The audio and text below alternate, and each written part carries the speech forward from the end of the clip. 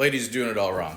The three things you need to do to know if a guy's actually legit in the early stages of dating, and I literally teach this in my membership coaching, is one, you got to ask emotionally self-aware questions.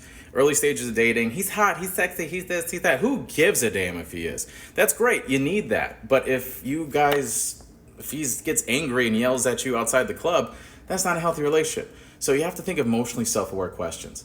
Without blaming anyone else, why are you single?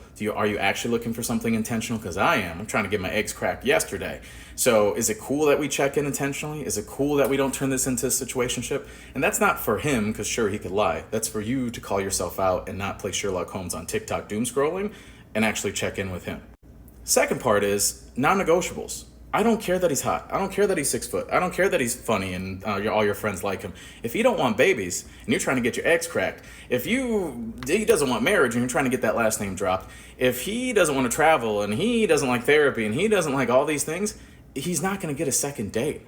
And you have to spread those questions out intentionally in the early stages, and that's going to filter out a whole lot of men, because baby girl, you're a voluptuous Brita filter, okay? Why are we wasting our time? And finally, boundaries. And this is where I'm gonna call yourself out. This is where your attachment style comes in. This is where your sense of abandonment and fear and dysregulated childhood parts come in. And this is where you have to set boundaries. Because if you're drinking the Kool-Aid of every man that comes your way saying he wants to be with you, that's a you thing. If you are eating breadcrumbing bread and table bread left and right, like you love gluten like no other, that's a boundary you need to set.